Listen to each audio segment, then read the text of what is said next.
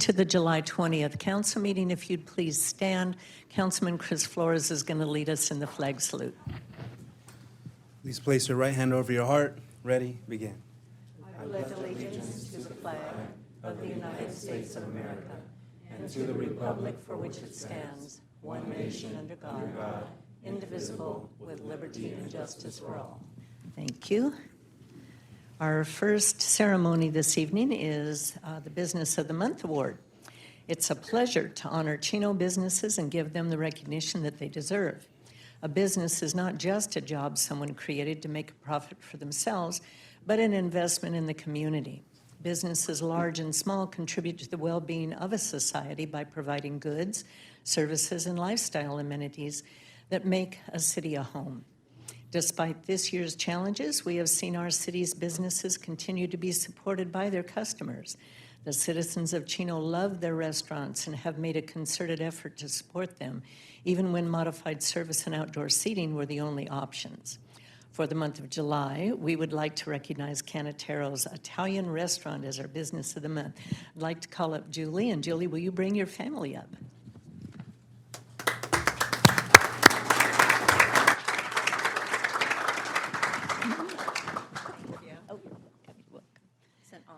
Oh, thank you.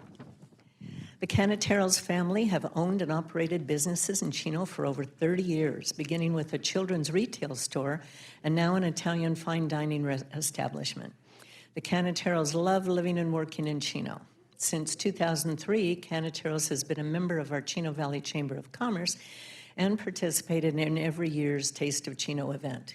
In addition to all the restaurant fundraisers for nonprofits within the community, this month's awardee provides assistance to the Let It Be Foundation, Isaiah's Rock, and the Chino Neighborhood House.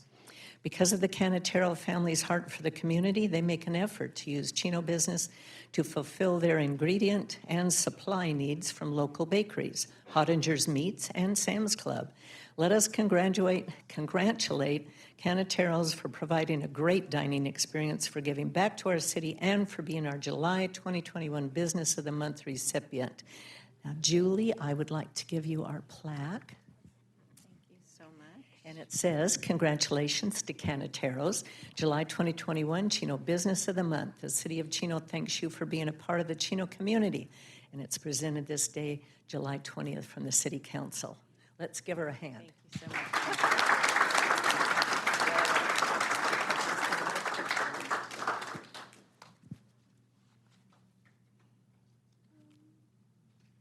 Okay, now I'd like you to say a few words. Introduce your family. Okay, hi everyone. I want to thank everyone for being a continued supporter of our restaurant. I see a lot of familiar faces that come in and get food from us, and we really appreciate all of you. And I want to introduce my daughter, who works there alongside me, well, whenever she can, in between the babies.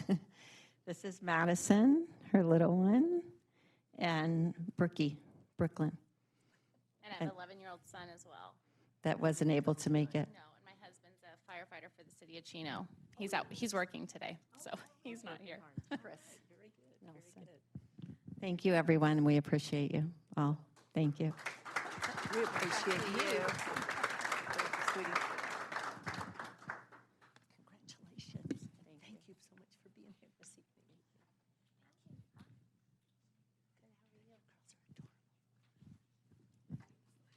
Okay, if you operate or know of a business in the community that you would like to nominate for a future Business of the Month, please go to the City of Chino website to make your nomination today.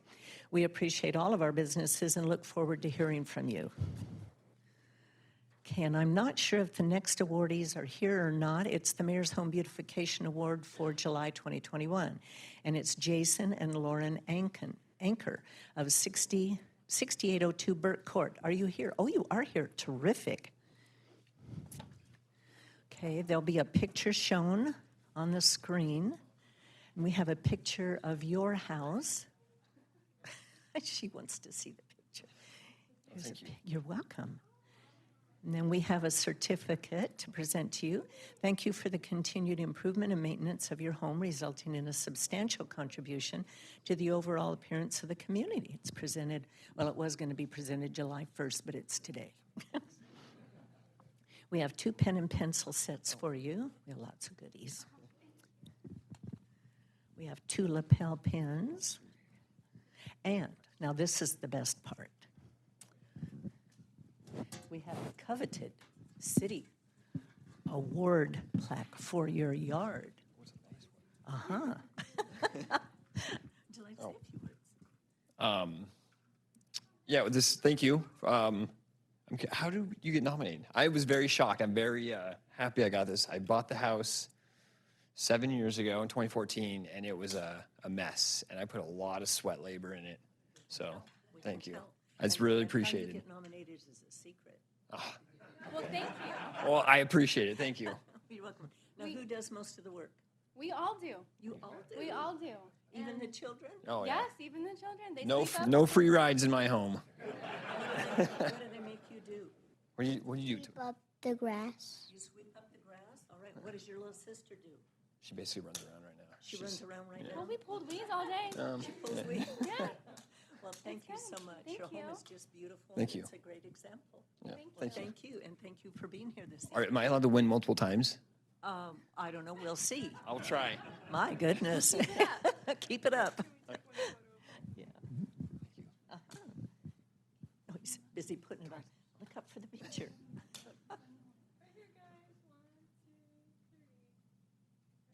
Don't you love little kids? They always get this, you know.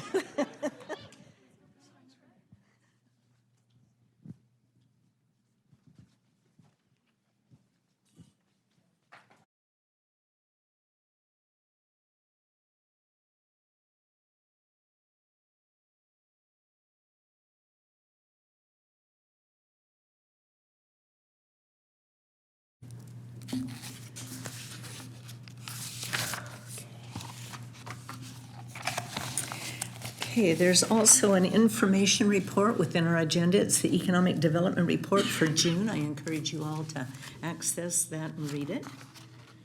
Under public announcements, first, come on out to another installment of our Chino Kiwanis Summer Concerts on the Lawn series. Admission to the concerts is free, and they will be held on Thursdays beginning at 7 p.m. and will run until August 5th.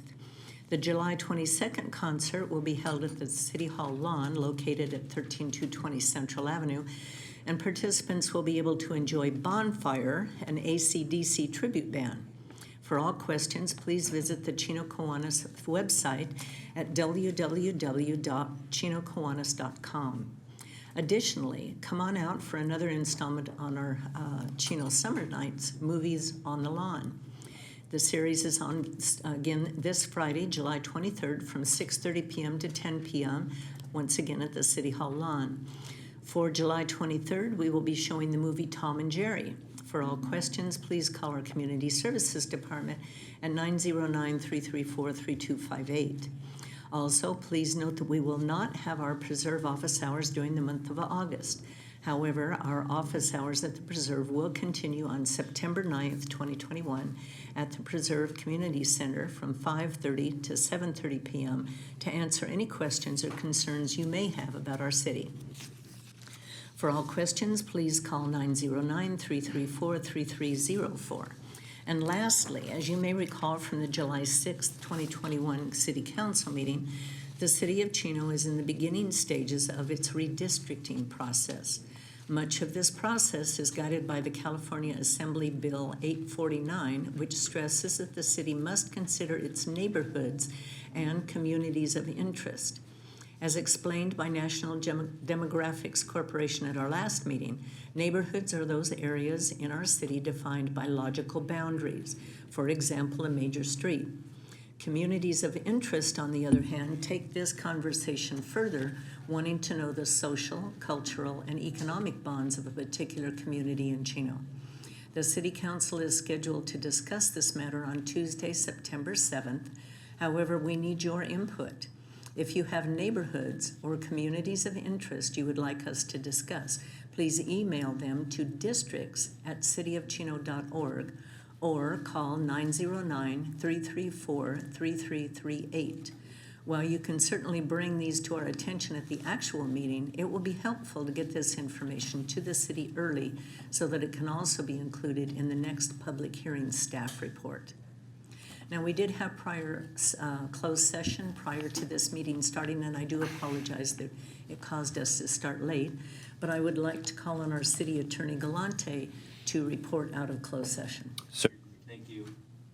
Thank you, Mayor, members of the council, and those in attendance. The City Council did meet in closed session, as explained by the mayor, and discussed the following items as listed on the closed session portion of the agenda.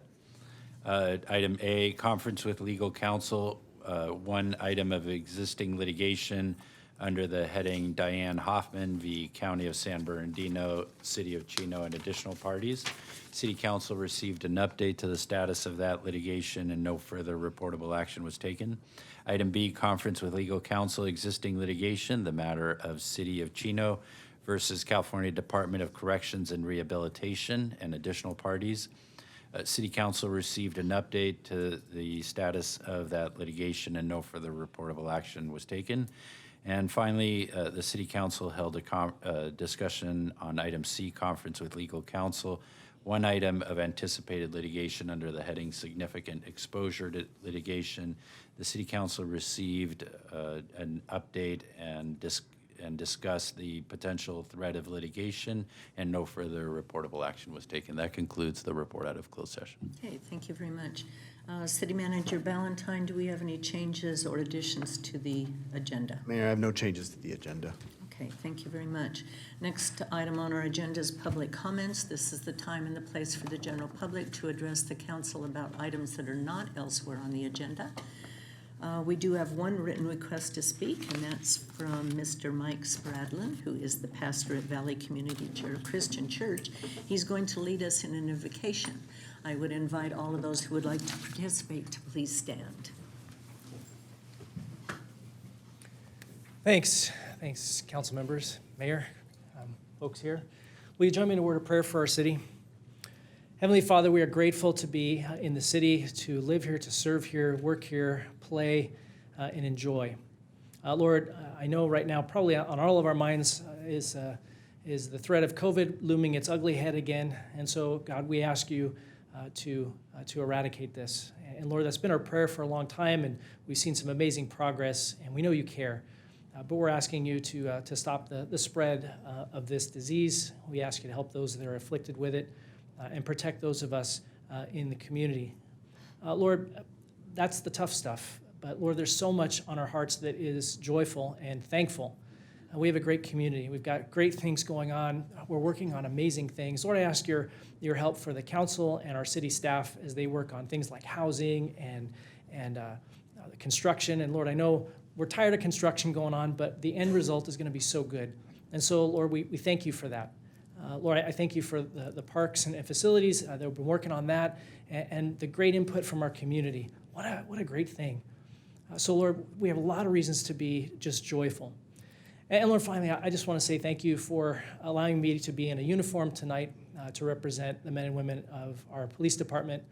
And I thank you, Lord, for how you've blessed us in this city. I thank you for a great community that rallies around this department. I thank you for men and women who want to make this city safe and have such a great rapport with our community. Lord, I ask that to increase and continue to bless us. I believe, Lord, you put your hand of favor on Chino. And I'm grateful to be here, Lord, and to say thank you for that. And so I hope all of our hearts just reach out to you, Lord, and say thank you. Help us to tell other people of how much you love us and you care for us. And I pray this all in Jesus' name. Amen. Amen. Thank you, Thank you, everyone. Mike. Appreciate it. And I'll see you in the morning. That is the only written request that I have to speak. Is there anyone in the audience that would like to address the council on an item that's not on the agenda? Okay, seeing none, we will move on to the consent calendar. We do need to pull item number 2 as Councilman Florence was absent. Do any council members wish to have other items pulled? Do any audience members wish to have any items from the consent calendar put? Okay, seeing none, then I would entertain a motion for the balance.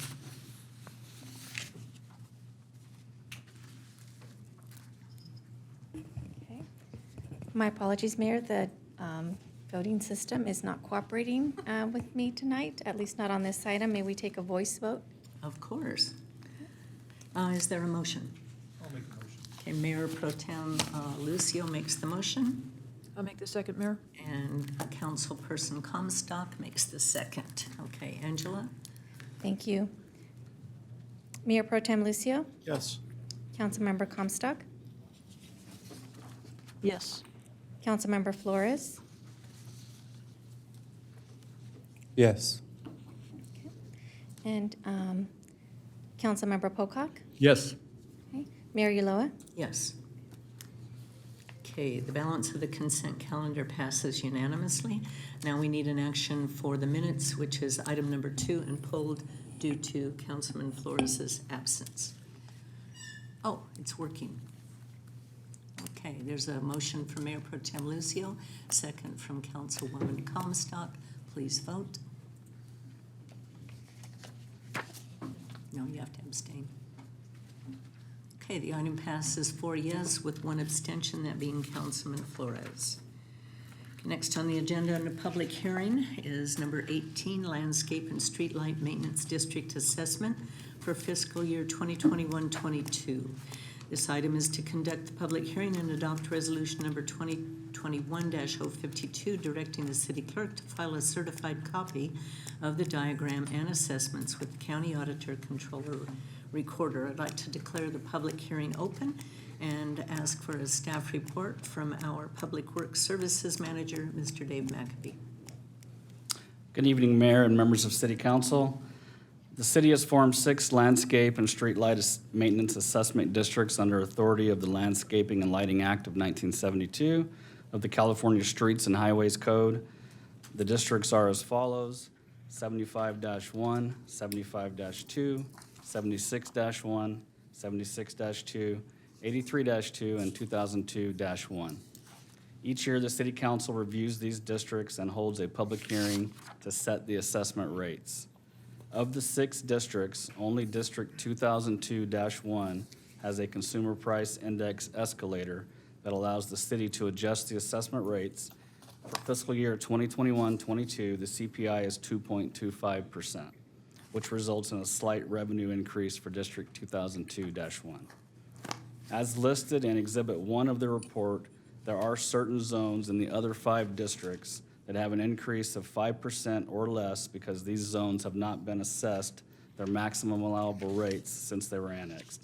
This will help to reduce the city's subsidy amount. At the June 15th, 2021 council meeting, the City Council adopted 3 resolutions which consisted of the following: direct staff to file the annual report, approve the engineer's report, and declare intention to order improvements for the 6 assessment districts and schedule a public hearing. Public hearing is required as part of the process to levy the annual assessments and provide the opportunity for all interested persons to comment on this matter. Therefore, staff recommends conducting the public hearing, adopting resolution number 2021-052, confirming the assessments, and directing the city clerk to file a certified copy of the diagram and assessments with the county auditor controller. We have staff from Webb Municipal Finance here tonight, should you have any questions of them. And that concludes my report, and I'd be happy to answer any questions you may have. Thank you very much, Dave. Do any council members have questions? No? Okay. And I would like to invite the public. Is there anyone in the audience that has any questions or comments? Seeing none. Angela, do we have any comments online?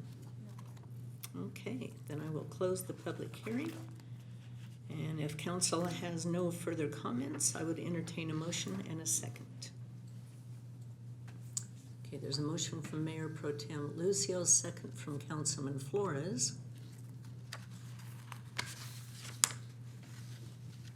And the item passes unanimously. Okay, item number 19, General Plan Amendment, Safety Element Update. This is the approval of the General Plan Amendment to update the safety element to incorporate climate adaptation and resilience strategies as outlined in the city's Climate Action Plan and Hazard Mitigation Plan as required by SB 379. I'll declare the public hearing open and ask for a staff report from our principal planner, Mr. Mike Hitz. Good evening, Madam Mayor and council members. PL 21022 is a general plan amendment to amend the safety element of the general plan as required by SB 379.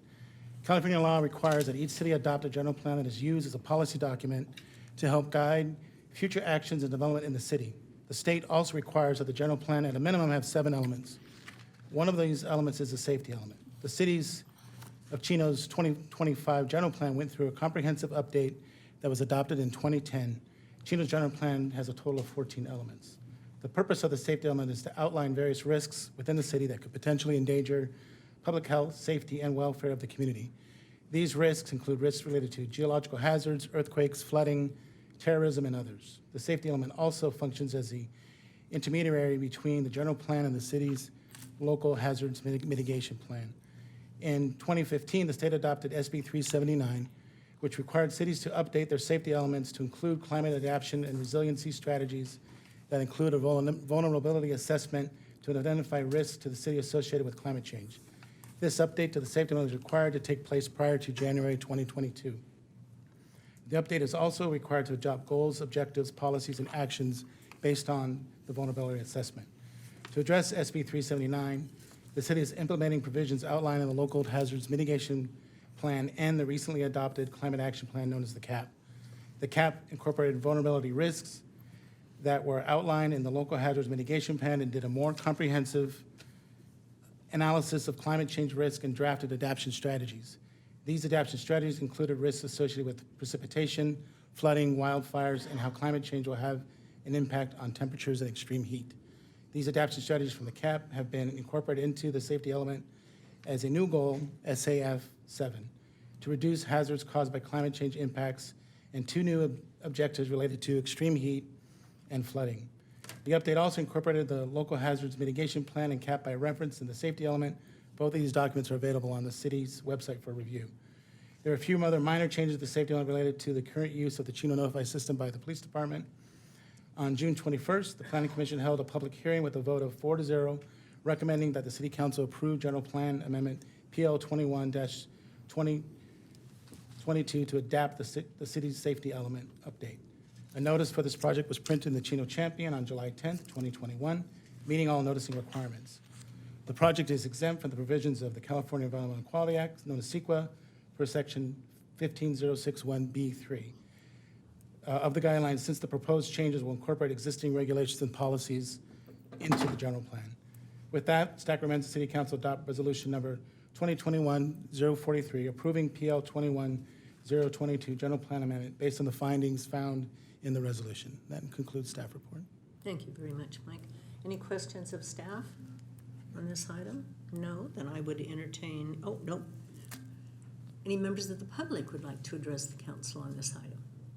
Okay, seeing none, I'll close the public hearing and then entertain a motion.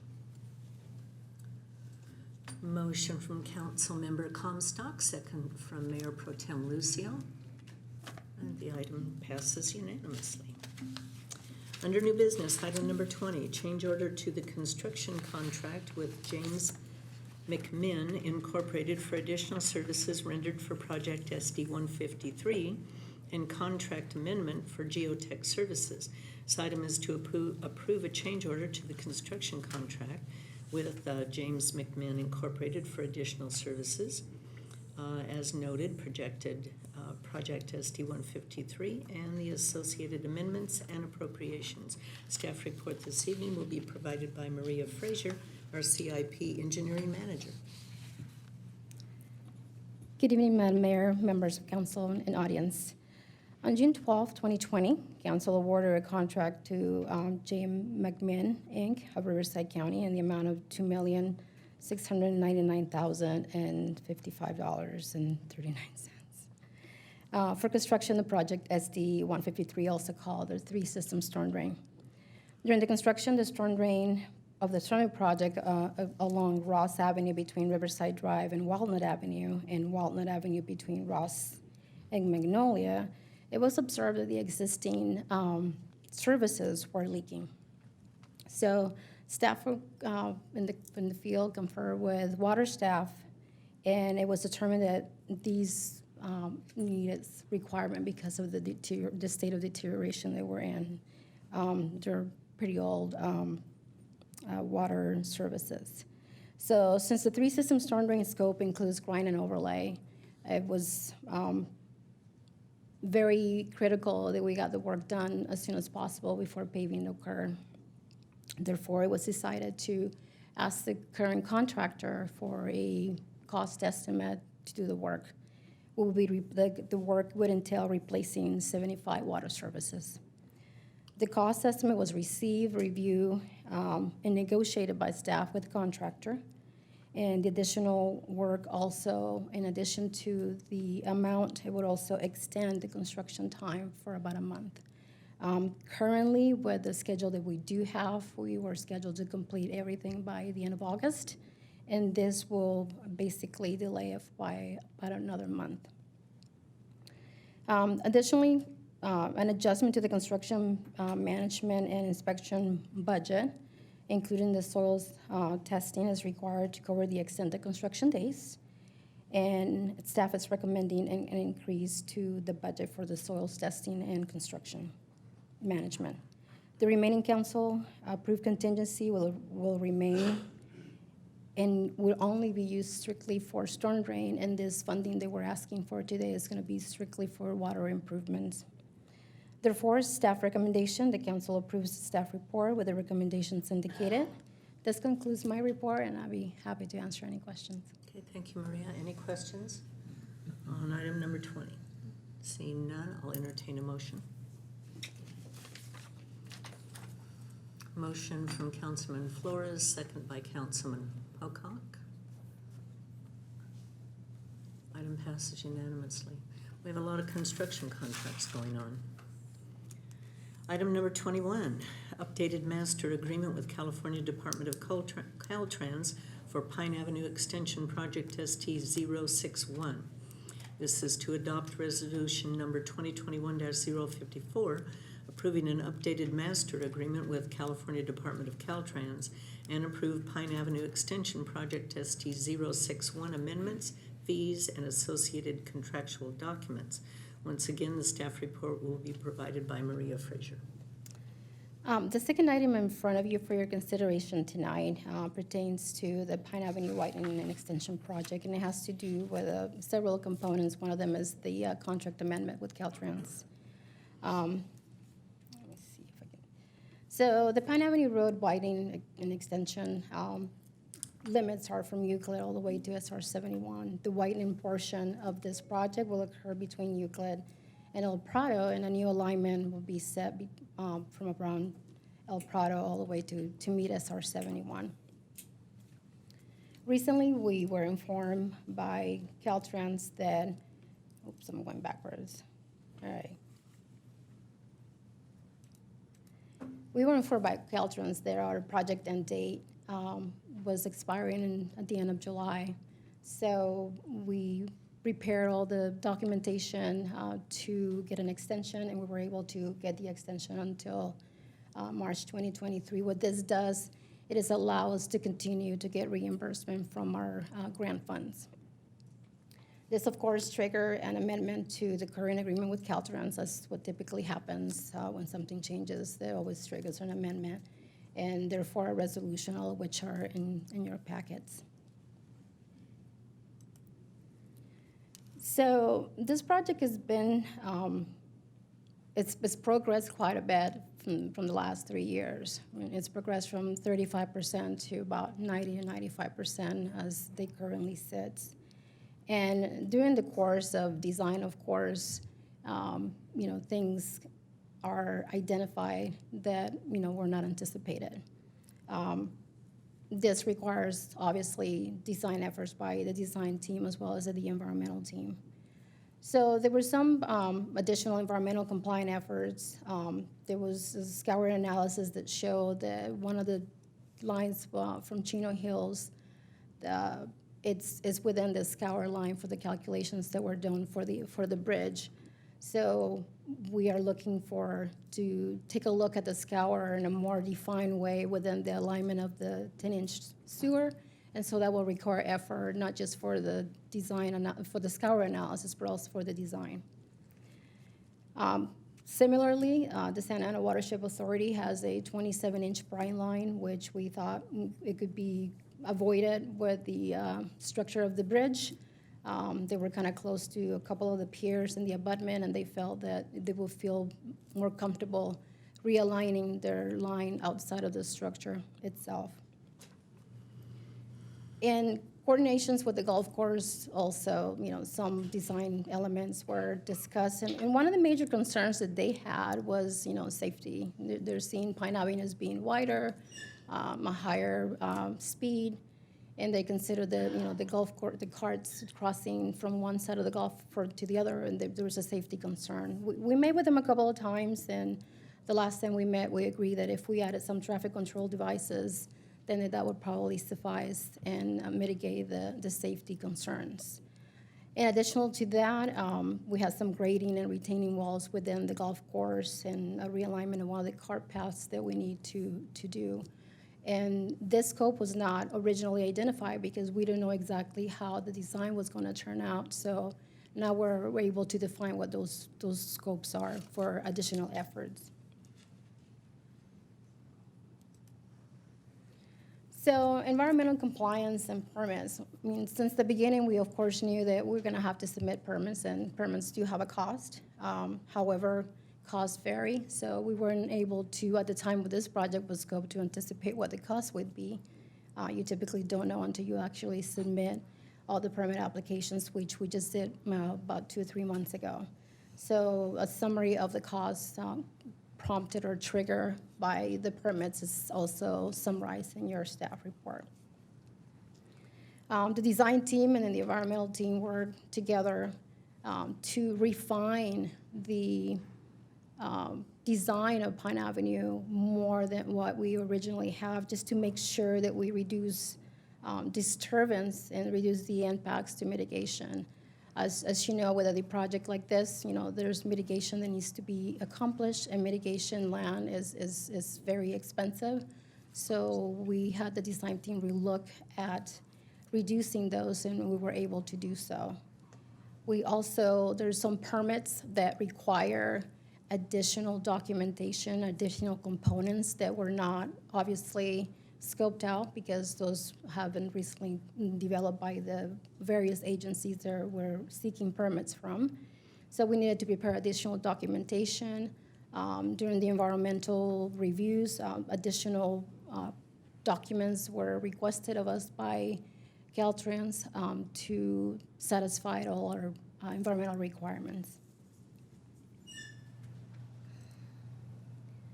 So also with coordination, now that we were a little closer to design, we've been coordinating with Edison for the last year. And typically Edison, as their access typically goes up and down, as you see where it says existing access road. So taking that into consideration, we came up with this design where we give them access to Pine, across Pine, and to the other side. One of their concerns was that they don't feel the design is safe for their maintenance people, and they have requested that we take a look at providing a tunnel underneath Pine for safe access of their maintenance crews. So that obviously will take another additional design efforts from the design team. During the coordination with Chino Hills, they reviewed our plans recently, and a few items came to light, and they discussed the design speed. According to their planning document, Pine Avenue is, design speed is to be 55 miles an hour. They were not concerned, but they would like to see some bridge aesthetics on the bridge. And they'd like to see some armoring on the slopes and perhaps looking also at aesthetics of that armoring as they're concerned about vandalism. They also would like to see some emergency closure gates. And last but not least, they consider that the bridge height as it's designed right now is not above the 100-year flood.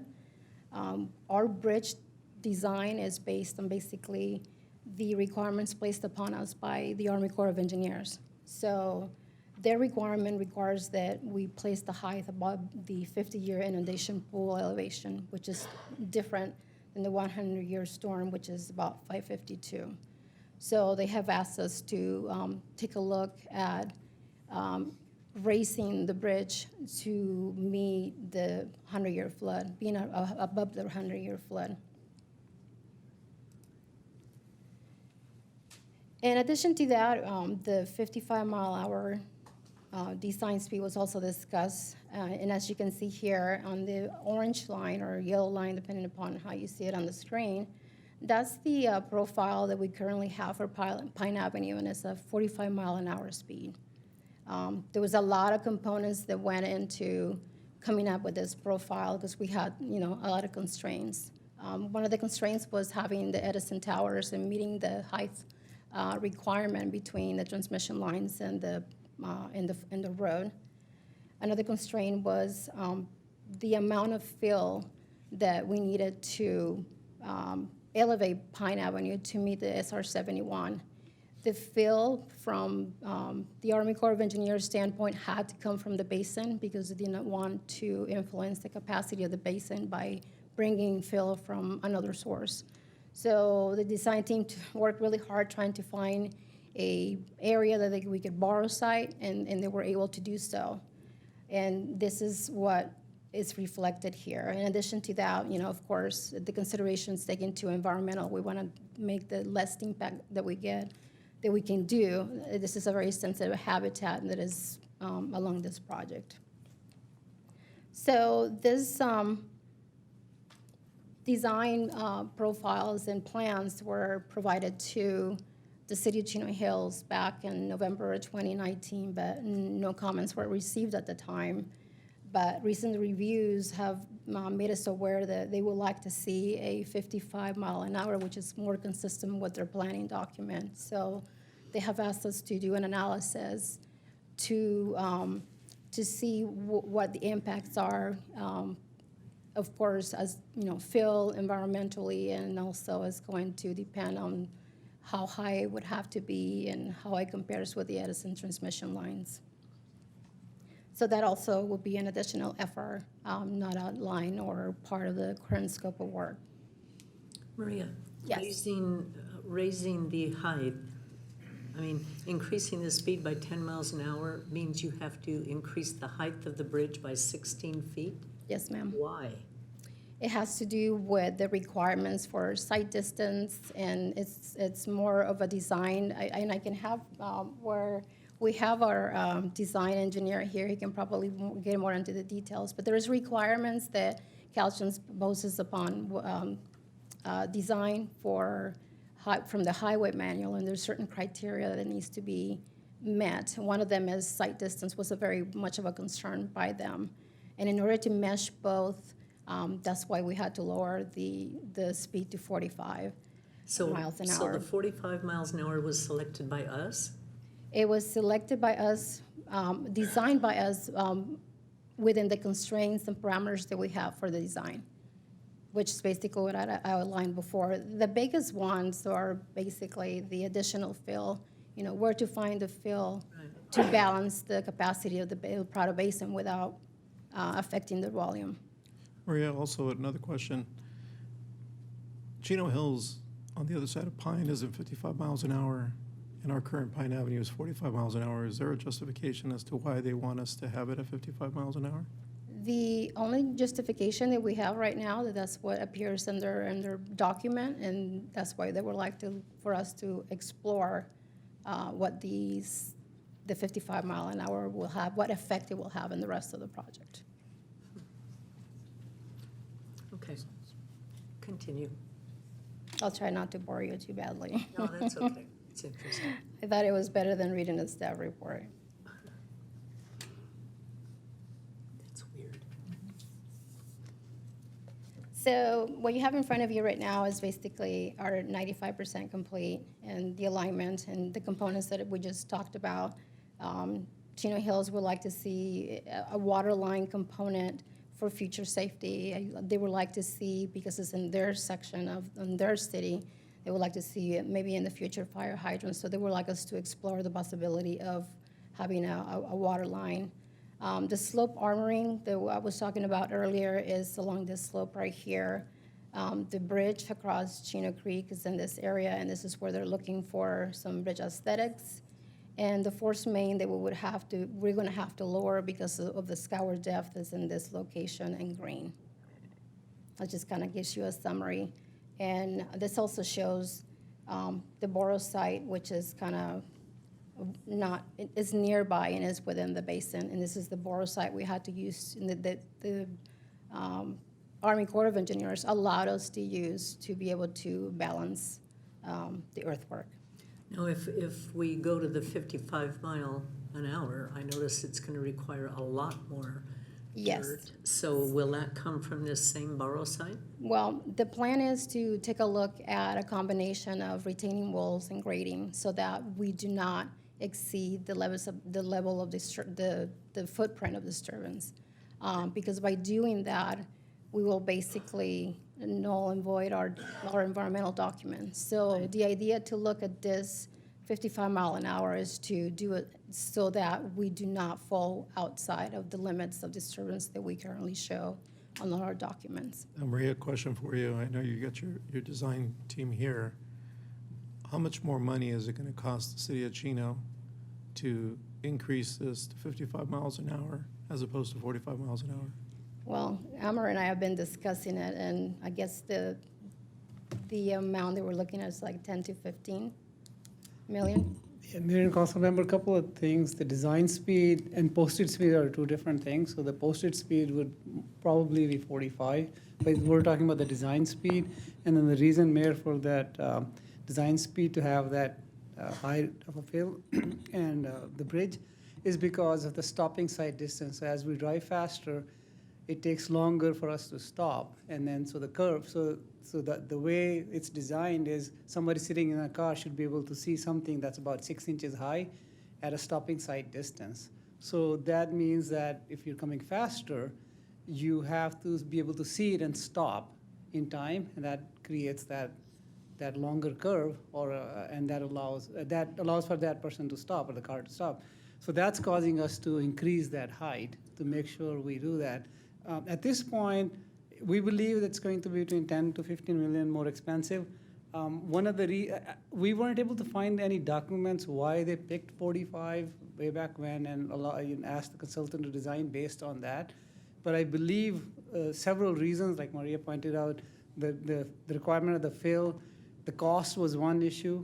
This goes back to being able to actually build the projects. So 10, 15 more million dollars we didn't have, and we still don't have that additional money.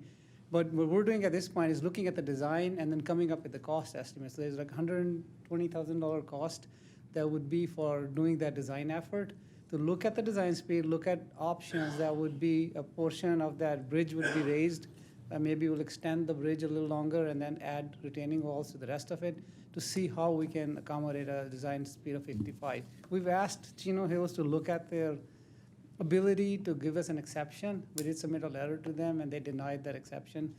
We had submitted these plans to them in 2019 when the 35% design was done. This issue wasn't raised by them at that point. Perhaps they didn't look at the plans in detail.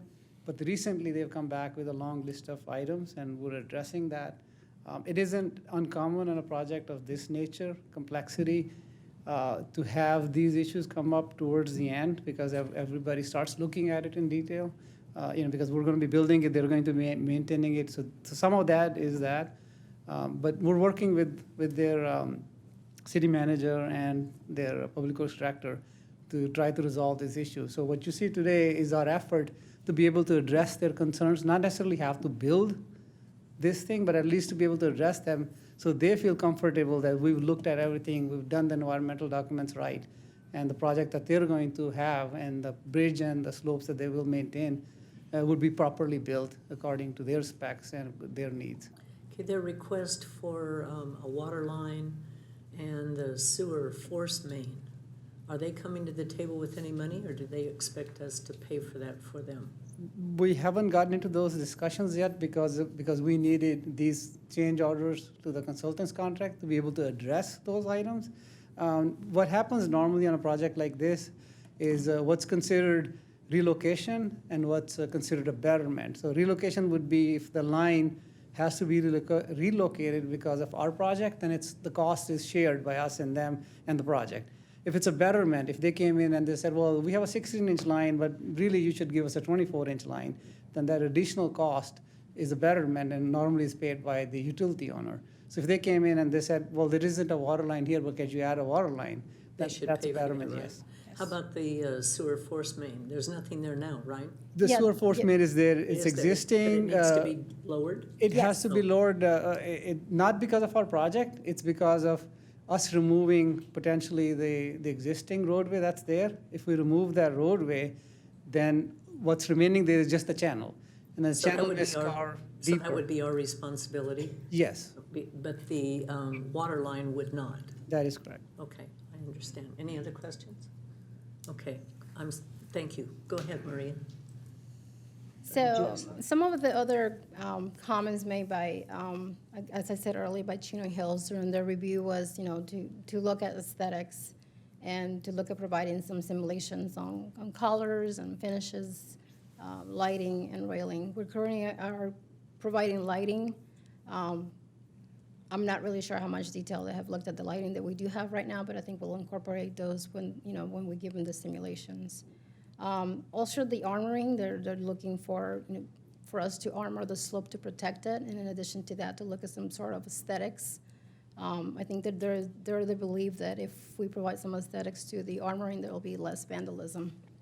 So currently, City of Chino staff is basically working with City of Chino Hills planning staff, and we're coordinating those details.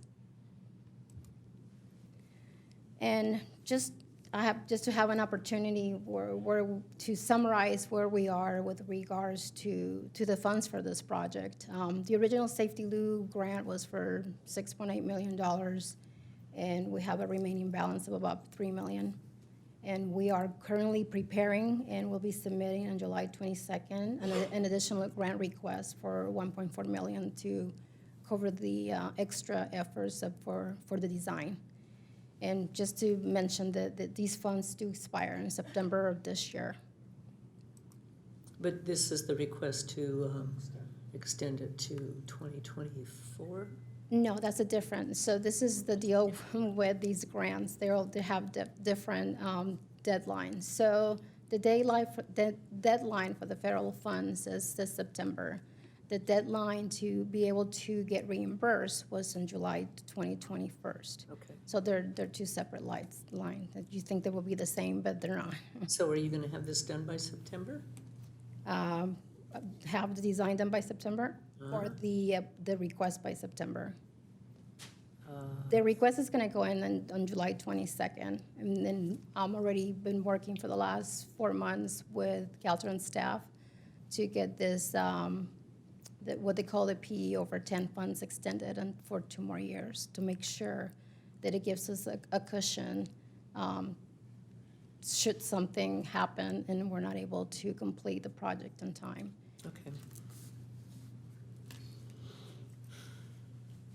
So a little summary on the Pine Avenue schedule. We're looking at getting some feedback, if not approval, from the Army Corps by September. We are still targeting to complete the plans by December 21st, along with the environmental documents, so we can get them ready to be published. Obviously, getting the environmental documents will allow us to go to the next step, which is right-of-way acquisitions. Right-of-way acquisitions typically on a federal funded project cannot be done until you get the environmental completed. And we have already submitted all the permits for the various agencies about 5 months ago, so we are expecting that they will be approved by next January. That puts us around in construction, give or take, spring of the next year. So a little summary on the funding that we do have available currently. Pine Avenue, as it is designed now at 95%, it's expected to have a total project cost of about $55 million. We currently have $46.7 million in funds. Just recently, due to the support by Congresswoman Norma Torres, we were able to earmark $5 million for this project.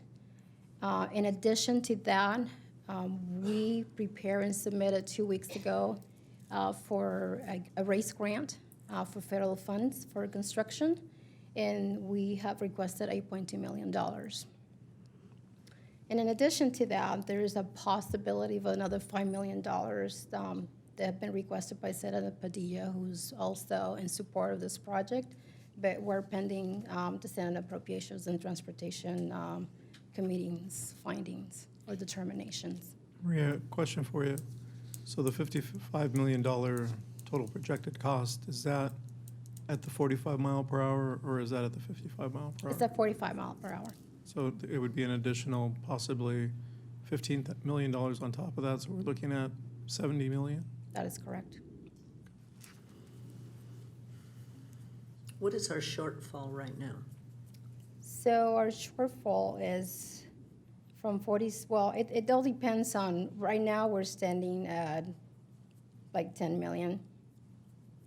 Because it's 55, we have 46 and change, so close to 10.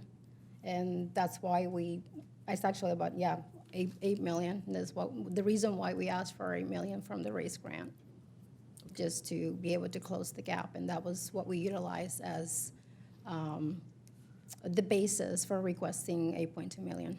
Okay. But of course, if we get the one more source, then that will definitely help to have a cushion for the project.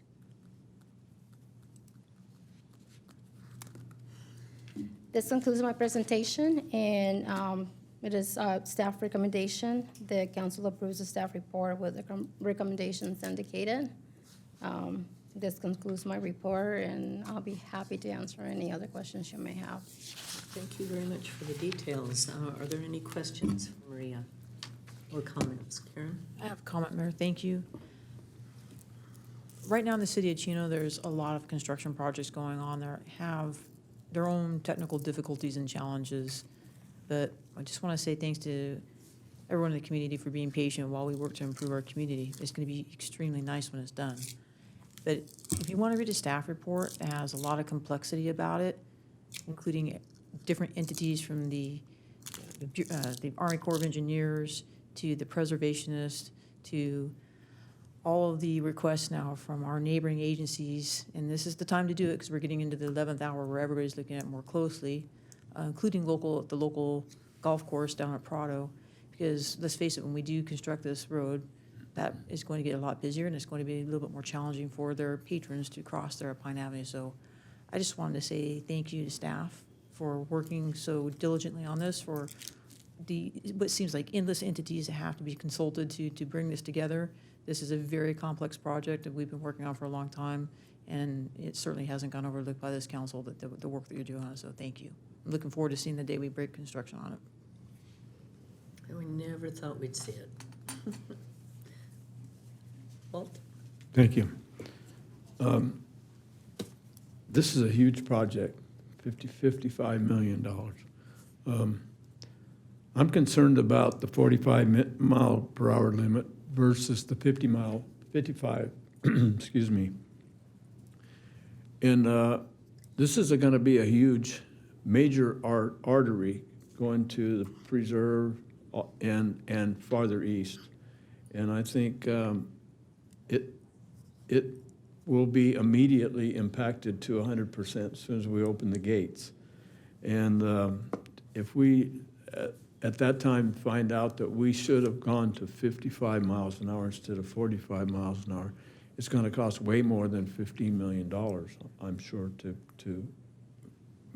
prepare the road for that. So I think if we were going to discuss going to 55 miles per hour and spending that extra money, now would be the time to do it.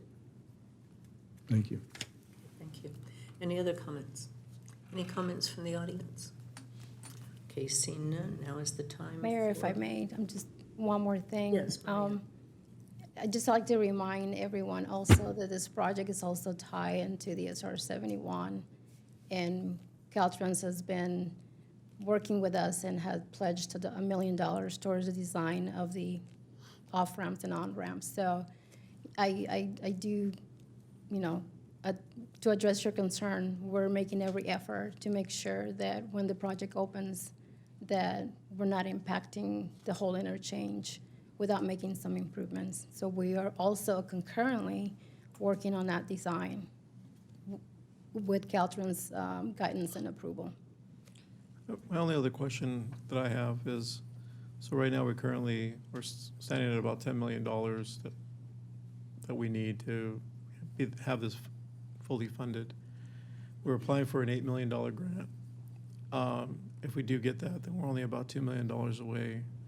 But if we do bump this up to 55 miles per hour and it does increase by $15 million, do we have the money to get this project started and completed? May I address the question? Yes. So for that reason, we broke this project up into 2 phases. The phase 1 is the bridge and connection to the freeway. So if you give us a little bit of time with this request that we made today, we'll come back to you with much better numbers, much better negotiating efforts that we will have with Chino Hills, and see how we'll fund the projects. Our goal is to build the project one way or the other. If it takes us building it in 2 phases, then that's what we will do. The budget you see is for the full project from Prado to, from SR 71 to Euclid. We could potentially build just that bridge and the connection there, and then we'll have that number for you shortly to see what that would be. So yes, we believe either way we go, we can find a way to get this project done. Okay, thank you. If I may, I'd like to also add that the 55 million estimate also includes about $6 million in mitigation land. So that is also included. It's not just construction, but also an estimate of what the mitigation is going to be like when we complete the project. Okay, thank you, Maria. If there are no other comments or questions, then I would entertain a motion. Motion from Councilmember Comstock, second from Mayor Pro Tem Lucio. And the item passes unanimously.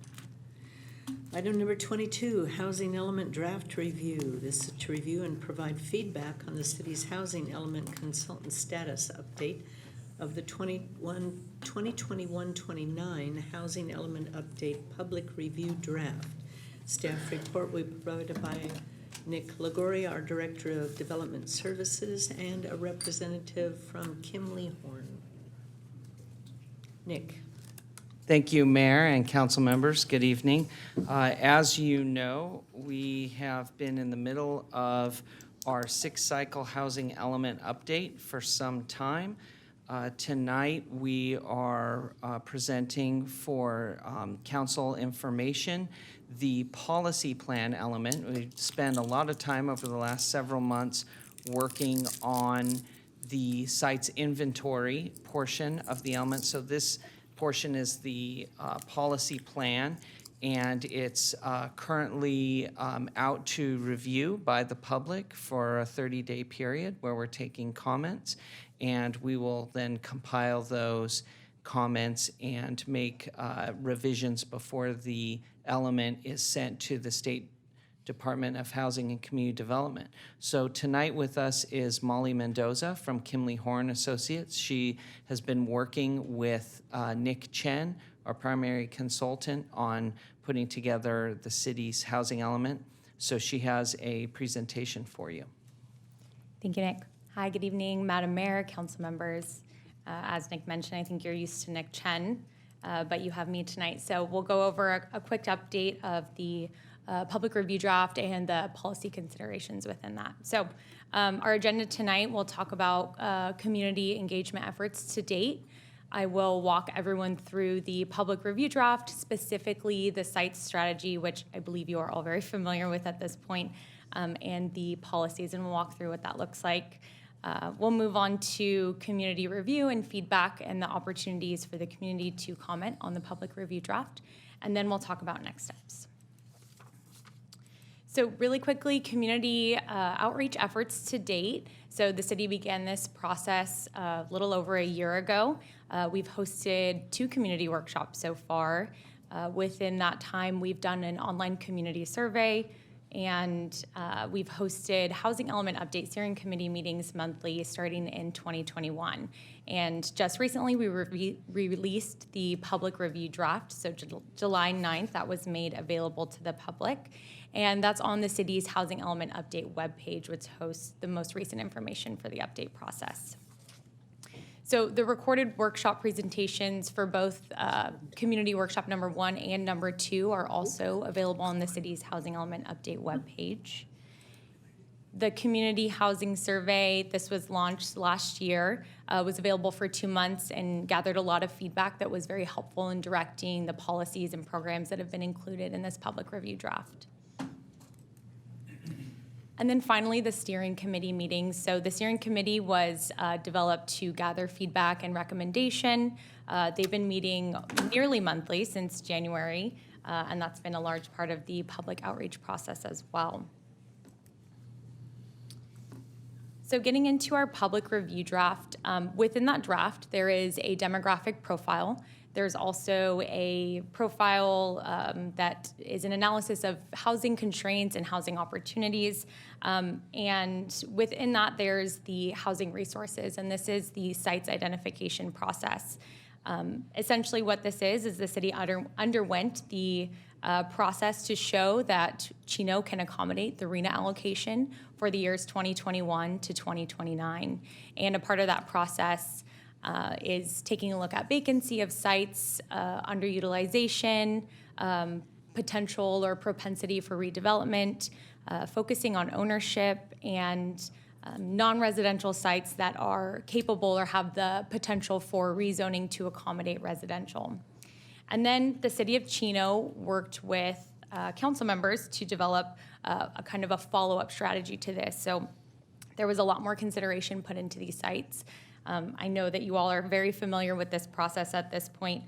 So these final list of sites focus on access to transportation, mobility, access to public spaces, public parks, and then within that analysis, there's also a consideration of accessory dwelling units. And so all of that's tied into the final sites process, and what the city landed on focusing the need for the low and very low income housing, or the affordable housing that's been designated through the RENA, is utilizing 2 overlays. So there's the mixed use overlay and the affordable housing overlay. So the mixed use overlay focuses on permitting residential near essential resources. So it takes into consideration economic opportunity, access to those resources. It permits up to 30 dwelling units an acre, which is considered feasible to accommodate low and very low income units per HCD and state guidelines.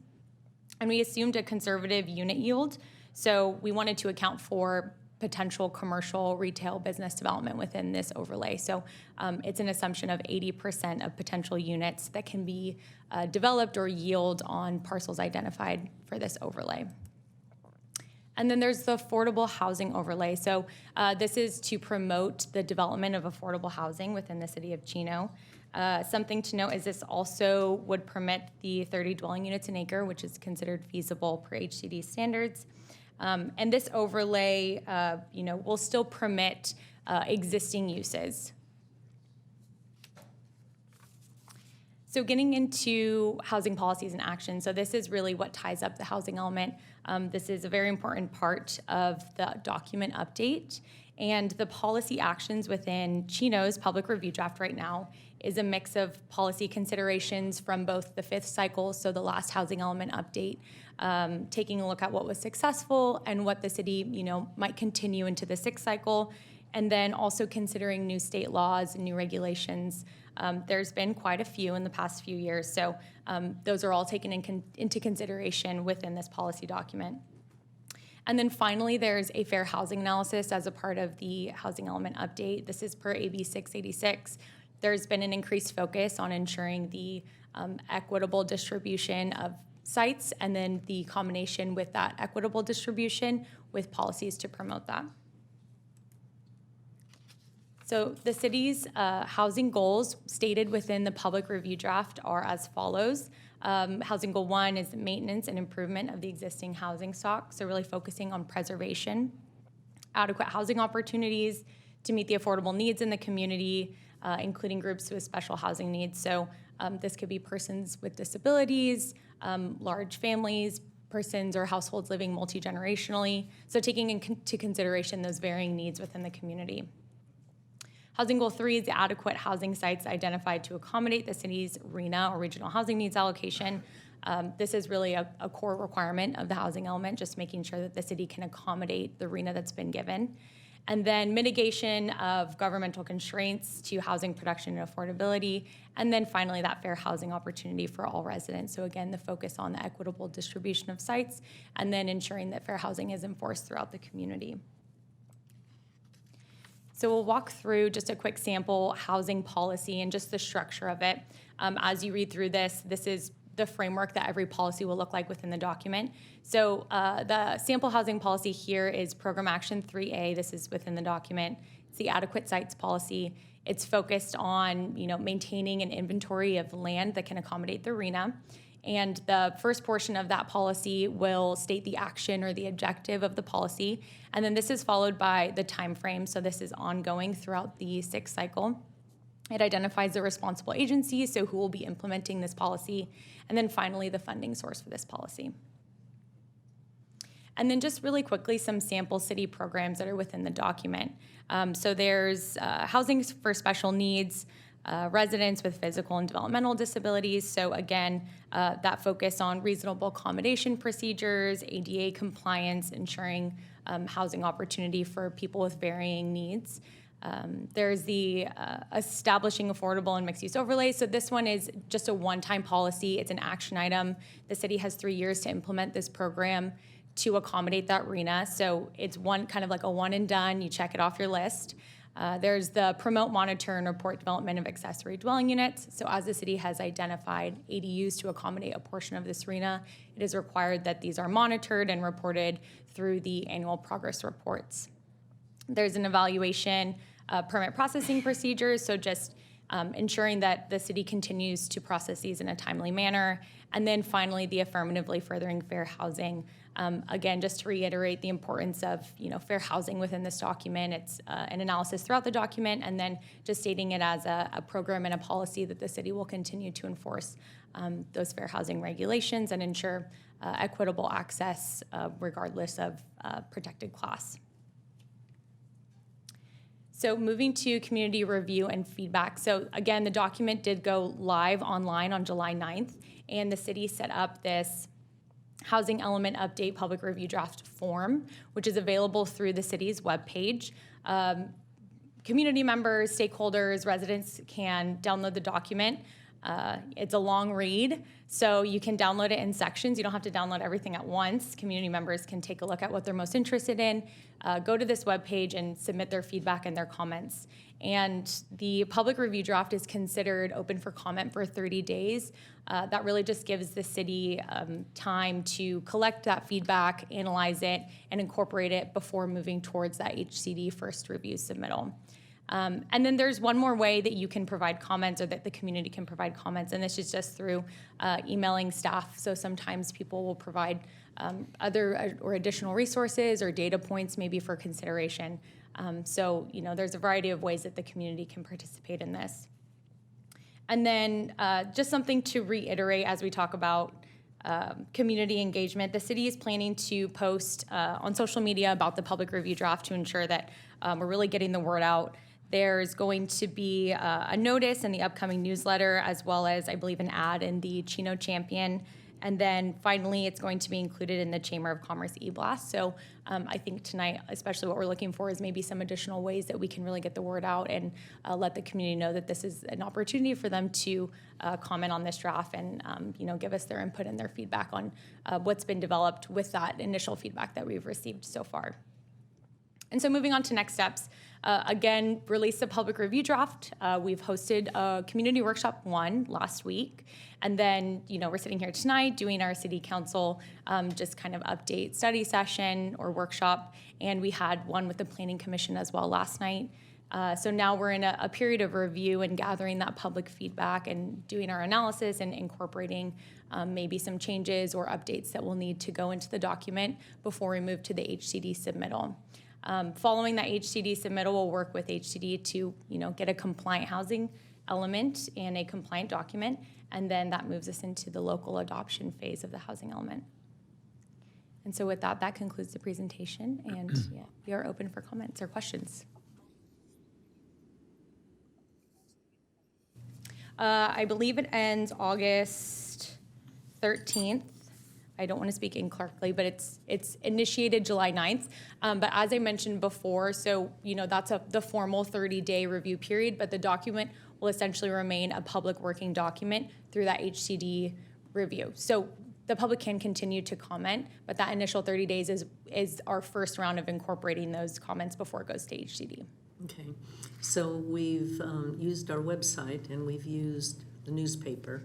Have we used our Facebook pages to ask the public for their input? Yeah, so I believe that the city has used all social media outlets and resources to kind of push this document. What kind of response are we getting so far? We don't have that information yet. We'll have to talk with staff about that.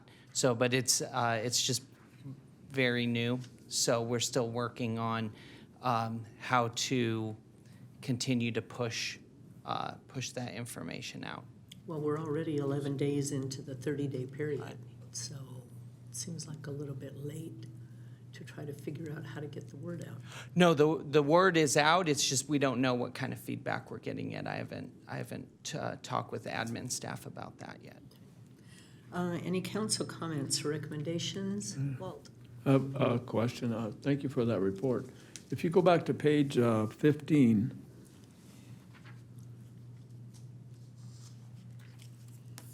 Page 15 on the staff report. on the, yes.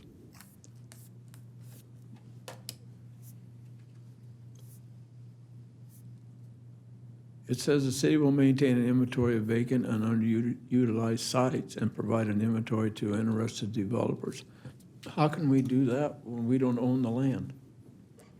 So essentially, this is just a list of assessor parcel numbers that the city reports to HCD as having opportunity for housing. So the city doesn't have to own the land, they just have to show HCD that there's available capacity for housing units to be developed within that 8-year period. So how are we notified if the land is still available or not? What if it sells? Well, it doesn't need to be, ownership is not something that's required in the reporting. So it's essentially, if a project comes in and is developed, the city will report that through the annual progress report to the state, and that's how it's tracked what housing units and what income level they're being built at. Oh, okay, which, Nick, you know, because they would have to get building permits. Yes. Yes. Okay. Another question is, obviously some of this land's going to be under Measure M. So when the developer goes to try to develop some of this land and there's some appeal process from the citizens that say they don't want it, are we going to have to go through a whole Measure M vote to have this changed?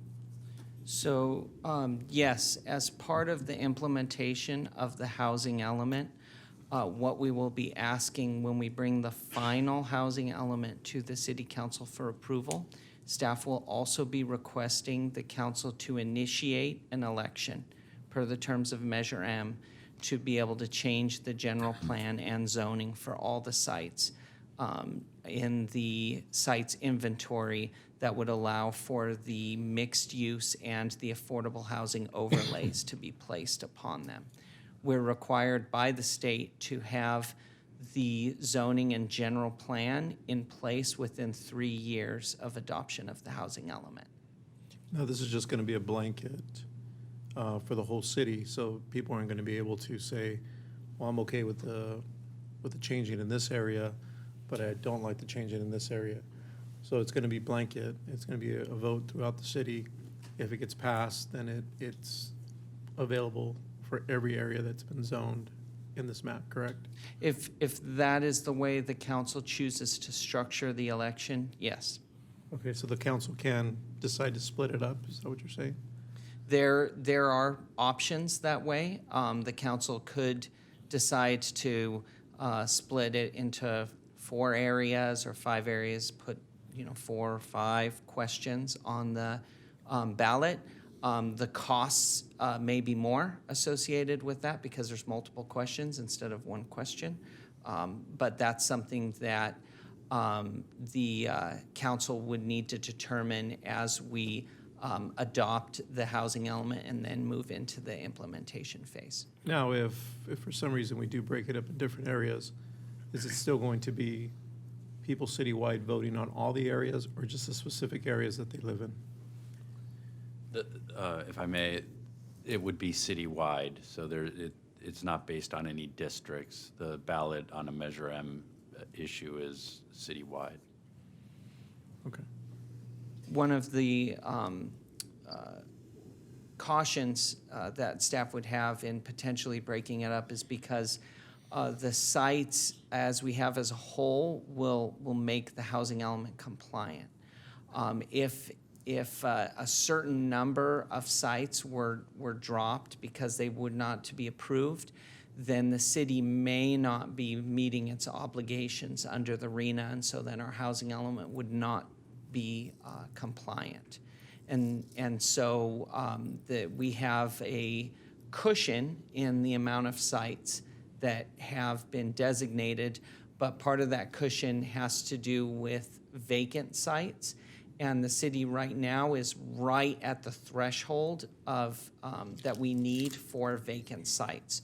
So if any areas that had vacant sites maybe were not voted to be approved, then the city's housing element we would not be in compliance. If we got to that 3-year point, then that's when the State Department of Housing and Community Development could start assessing penalties or doing other things to enforce the city to make all the changes necessary in its housing element. But the flip side to that argument is if it's voted down, then everything is voted down. That is correct, yes. I think that's something we're going to have some strong discussion about.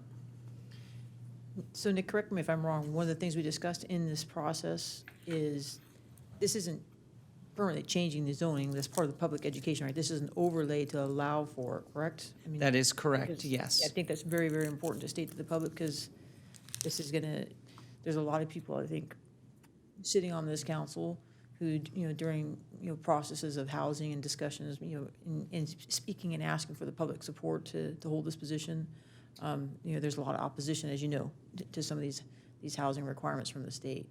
So that will certainly be part of, I think, our public awareness. And while this is a document that we understand, certainly we have to comply with and submit to the state, certainly there's concerns about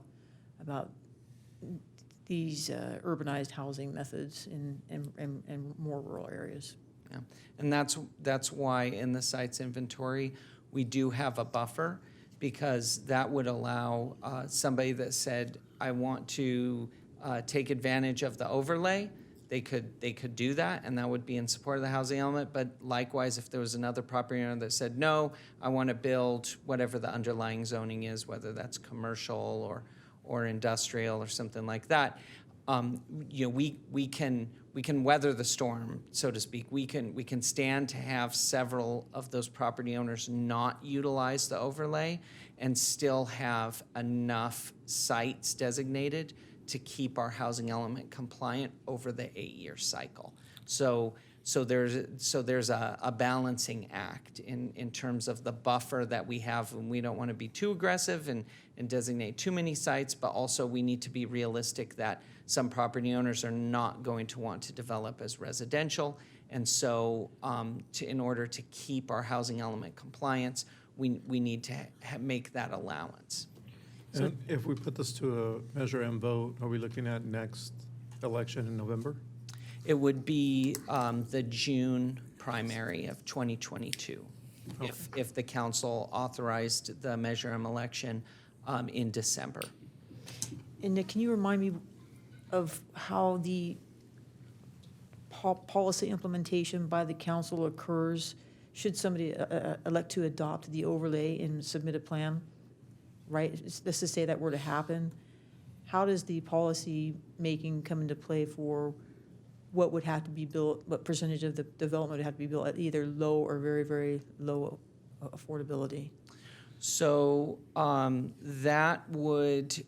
so currently in the draft document, there is no proposal to have an inclusionary component, meaning a minimum percentage at a certain affordability level. Typically, in order for a developer to build at the affordable levels, they would have to secure some kind of financing through tax credits or through county housing authority or other means, and there has to be a certain level of authority or a certain level of affordability. So it's when an actual project gets proposed is when staff would be working with them to see what level of affordability could be obtained.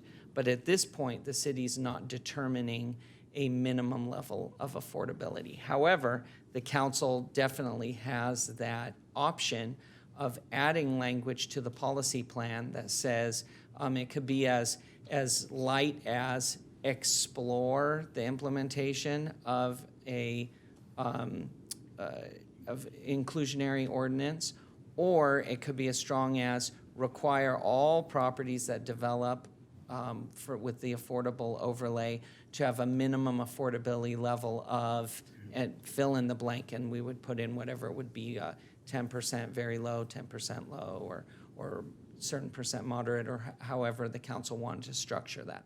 And then we have a certain amount of time from when the housing element is certified for staff to bring back an ordinance to the council that would implement. Likewise with the development requirements for both overlays. Those would come back to the council in the form of an ordinance, and those would be put in place. Once those ordinances are adopted, any site level development that would happen pursuant to those would be at the planning commission level.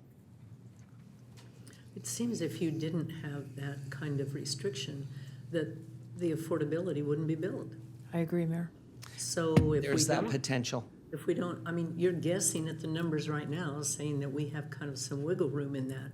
But if we don't put anything that's mandatory in there, we may never reach any of it.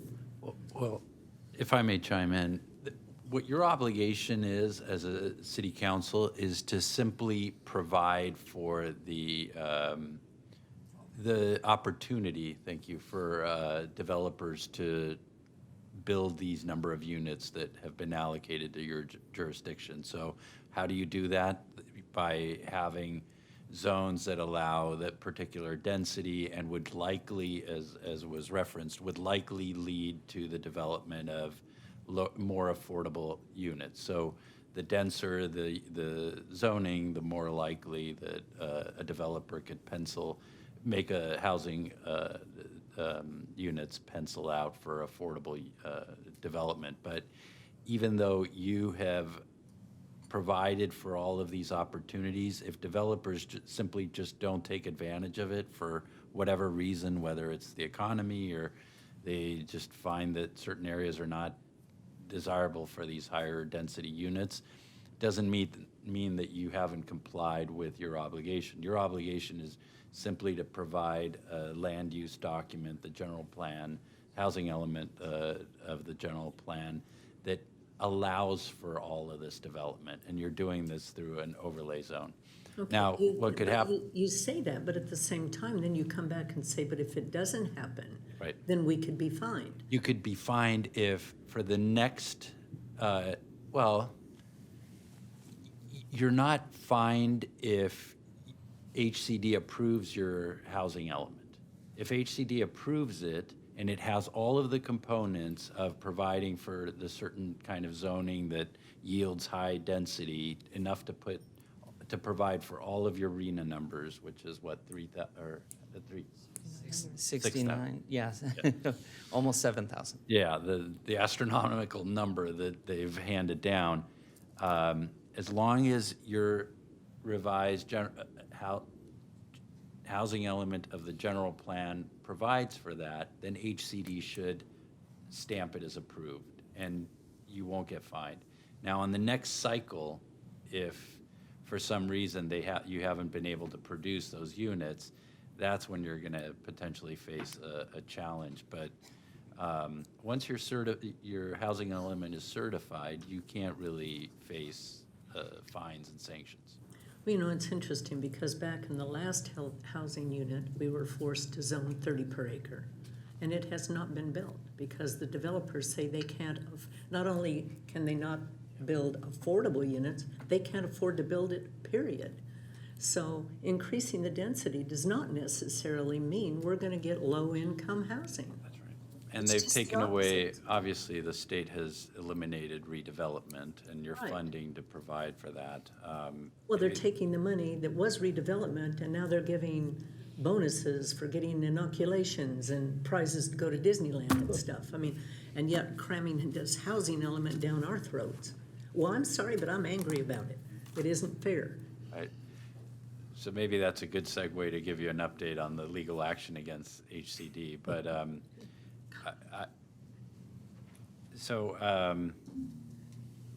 I'll launch into that. So we've actually filed a legal challenge to HCD for their allocation of units to the SCAG region, of which, as you know, Chino's a member. That has been served on the Attorney General's office that represents HCD. So we've found what we believe are several statutory violations by HCD and coming up with the numbers. So that is going to be proceeding through the courts. We hope cities join in support of, this is filed on behalf of the Orange County Council of Governments, and they've issued kind of an email alert to other jurisdictions within the SCAG region asking if they'd be interested in joining in. So the city of Chino has that opportunity, and I plan to present this to your to a closed session so we could have a dialogue about that when you return from your recess. How long do you think that lawsuit's going to, I mean, can we wait till September to decide whether we join the effort? It's ideally the lawsuit would have been filed a long time ago. The one point that I wanted to make is some jurisdictions are a little bit hesitant to join in the lawsuit because they're going through this process that Chino's going through. And they worry about what HCD could do. Legally, HCD cannot take any legal action against a city by virtue of them suing on these issues. They should really look at the statutory basis for considering your housing element and either approve it or deny it based on whether or not you meet the elements, not consider whether you're suing them. But as you can imagine, some jurisdictions are still hesitant because, the HCD is staffed by human beings who have opinions and could sometimes present their own biases. So the Attorney General asked for a little bit more time to respond to our petition, so they have to respond by August 30th. They've reserved a date out of our request so that they don't delay the process. We asked them in exchange for the time extension. They otherwise would have had to respond by July 30th. in exchange for that time extension, we said to the extent you're going to make any request to have the court dismiss the action, we need you to reserve that date now because the courts are pretty impacted. So they reserved October 26th in case they want to bring any demur or any motion to try to get the case thrown out. So that was our effort to try to keep this thing going. As you know, October is one of your deadlines to get this thing underway, but just because you approve it, if for some reason the legal action is successful, that doesn't mean you couldn't then revise it to comport to any revised numbers that come out of the lawsuit. Okay, that was going to be my next question. If the lawsuit is won, then we can back those numbers back down. Presumably your reallocation, your regional housing needs allocation is going to be reduced. We think that had HCD really followed the statute, it would have come up with a lower number for the SCAG region, frankly statewide, but we're obviously just concerned about the SCAG region. So SCAG would have to redo the process and reallocate it, hopefully with lower numbers. Okay. And that's when you can revise the process to match those numbers. Okay. Other comments? Questions? Do we have to vote on this? It's a receive unless you want to provide additional feedback for other outreach efforts. Is that fair? I won't say any more. That's correct. That's correct. Yeah, and the council can continue to provide comments to staff through the end of the review period. Okay, is there anyone in the audience that would like to address the council on the housing element? Okay, seeing none, then we will move on. Thank you very much for the report, I think. Next on the agenda is mayor and council reports. I'll try to make mine quick. On Wednesday, July 7th, I virtually attended the Omnitrans Board of Directors. And the San Bernardino County Transportation Authority of Board of Directors meeting. On July 8th, I attended the Water Facilities Finance Committee meeting, Water Master Appropriate Pool meeting, Water Master Appropriate Pool Confidential meeting. I met with Montclair Councilman Ben Lopez to discuss issues of mutual concern, and then that evening we attended the Concert on the Lawn, which was the tribute to Neil Diamond. On Thursday, July 15th, I attended the Water Facilities Board of Directors. And then this last Saturday, I, along with Mayor Pro Tem Lucio and Council Members Flores and Pocock, attended the plaque dedication to Mayo Briones, who was one of the founders of the American Little League team in Chino. In 1950, Mr. Briones, he was instrumental in acquiring and developing the league's fields and buildings, which originally were located north of Chino High School. There was a lot of history provided Saturday, and it was just fascinating. During his 35 years with Chino American Little League, Mayo held several positions on the board. He served as team manager, also coached several teams, and he was a hands-on member of the league who took on any job that wasn't filled and took responsibility for every aspect of managing the fields, including spending countless hours of his time maintaining the fields. He was quite a man, and yet he never actually played Little League baseball. He said that when he was growing up, they couldn't afford it, but he dedicated his life to helping kids learn the sport and learning, team spirit and all of that. I think he would have been very, very touched to see the new fields, thanks to Dr. Reich and thanks to Matt's efforts to relocate Chino American Little League to Ayala Park. Those fields are amazing, and those kids are going to have a fantastic home for a long, long, long time, forever. So we will not see you in September, so everyone be careful. Oh, that's right. No, not September, August. I'm jumping way ahead, aren't I? This housing thing's got me rattled, I'll tell you. We won't see you in August. We will see you in September, so everyone take care. Mayor Pro Tem Lucio. Yes, I'll make mine brief as well. On July 8th, I attended the Preserve office hours. It was a great turnout. I don't know if it was the barbecue or people just wanted to come out because we had a lot of news about construction that's going to be going on in the Preserve, as well as some commercial development that's going to occur out there as well. On the 8th, I also attended the concerts in the park, the Neil Diamond tribute. On the 12th, I attended an Infrastructure Streets Committee meeting. On the 12th, I also attended a meeting with the city manager. On the 17th, I did attend the Briones dedication plaque at Ayola Park. It was a great turnout. I was amazed with how many people showed up there. It was probably the biggest turnout I've seen in a long time. And on the 20th, I attended the Joint City Council Community Service and Commission meeting that happened right before this meeting. I just want to conclude with a couple of things. I want to congratulate Dave Williams, who's going to be the future fire chief of the Chino Valley Fire Department. Good job. You're well-deserved. You're a good man, and I'm glad that you got the position. I want to also wish my daughter, Sabrina, a happy 21st birthday. It's her birthday today. It's my son Gavin's birthday tomorrow. And then I also want to wish my wife and I a happy wedding anniversary. It'll be on the 27th. Will be our wedding anniversary. Busy month. I do. And that's all I have for this evening. Thank you. Okay. Councilmember Comstock.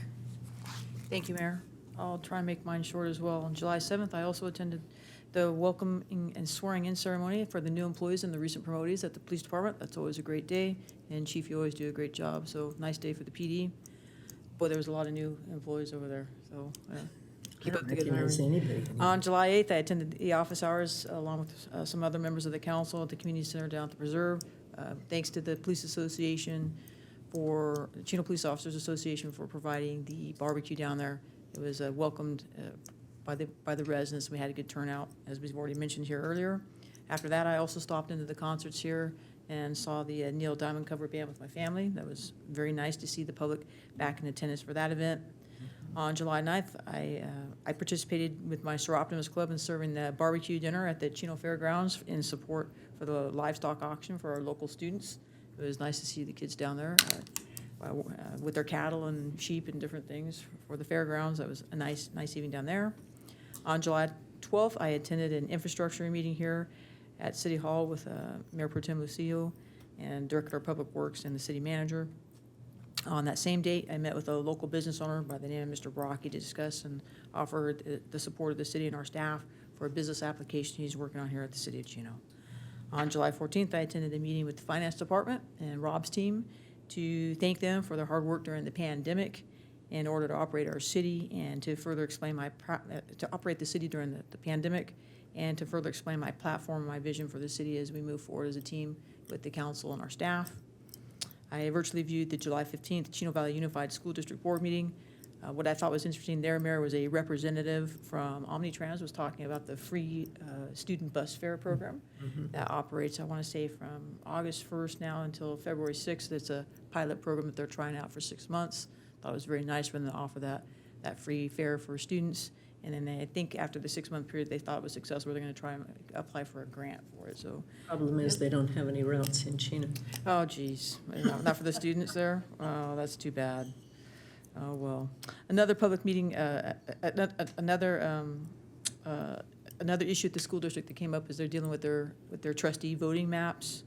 And certainly at that meeting, we were all, I think, pleased to see the purchase agreement between the board and Lewis Land Company for Preserve 2. So lots of positive down there at the school board meeting that day. On July 19th, I attended a meeting in the city of Upland. I'm hoping I'm pronouncing it right, the Shuey Family YMCA. I met with Mr. Wes Fifield, as I've been asked to come back and serve as a member of the West End YMCA board. And tonight I attended the joint public meeting with the Council and Community Services Commission to receive an update from our consultant as part of establishing our Parks Master Plan for our community. And then last, I'd like to say congratulations to Dave Williams again. You're going to do a great job as our new fire chief. And congratulations to Julie Canatero. I know we talked about it earlier tonight, but if you haven't been to Canatero's, it's a good local family restaurant with good food. I suggest you give it a try. It's up there at the Mountain and 60 Center. And that concludes my report tonight. Mayor, thank you very much. Councilmember Flores. Thank you, Mayor. Let's see, July 7th, I attended the welcome and swearing-in ceremony at the Chino Police Department as well. On the 8th, I attended the Chino Preserve office hours over at the Preserve. On that same day, I came to the concerts on the lawn for the Neil Diamond tribute. That was my first time ever hearing about who Neil Diamond was, so that was... Oh my gosh, you're kidding. Oh, that's bad. Oh my goodness. Let's see, a week later, July 15th, I attended concerts on the lawn as well, and there we listened to the Soto Latin R&B. I've heard of that before. You've heard of that?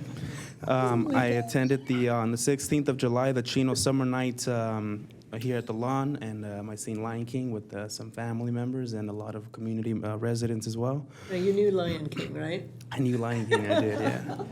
Let's see, on the 17th of July, I attended the Briones dedication plaque over at Ayala Park.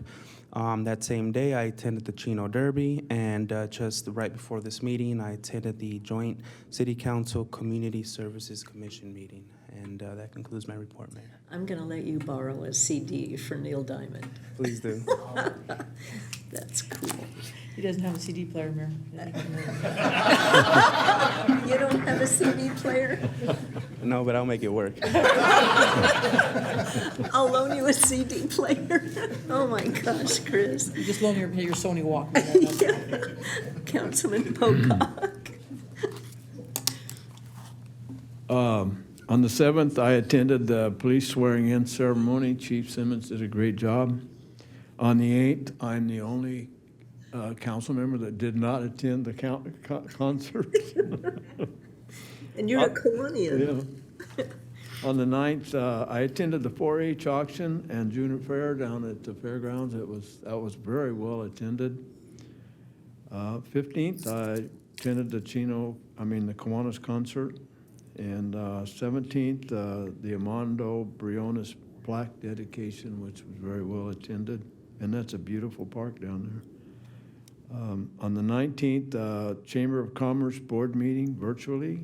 And also on the 19th, the Planning Commission last night. And we saw that same housing element last night and tonight too. That completes my report. Okay, thank you. City Manager Ballantyne. Thanks, Mayor. The council covered everything I have on the agenda, so I don't have really anything to add other than to also congratulate Dave Williams on his upcoming appointment. Okay. City Attorney Galante. I had no report tonight, thank you. Chief Simmons. Thank you, Mayor and members of the council. I wanted to share a couple of things tonight. First, you probably have seen in the national news, they're reporting in 2020, we lost 93,000 Americans to drug overdoses. And that's a huge number, but that number has also impacted us here in Chino. In the last 12 months, we had 69 overdose calls, which is a 92% increase from the previous 12 months. I am grateful to report that because of our partnership with Chino Valley Fire, they trained all of our personnel on the use of Narcan, and during those 12 months, we were able to deploy that 23 times to people in our community. Most were successful. So I'm grateful for that and that partnership, but we do have a problem with drugs in this country. The last thing I wanted to mention was Tuesday, August 3rd. That's our National Night Out, and I'm grateful for all of your support for that. That's going to be occurring from 5 to 8 p.m. at 12 different locations in our city, so we'll be out and about in the community. Look to our Facebook pages of where we're going to be at, and just really looking forward to a fun night that night.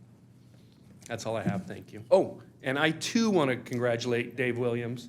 The only person who's more excited than Dave, though, is Tim.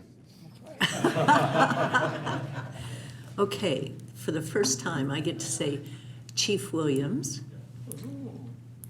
Mayor Uloa, Council, thank you very much.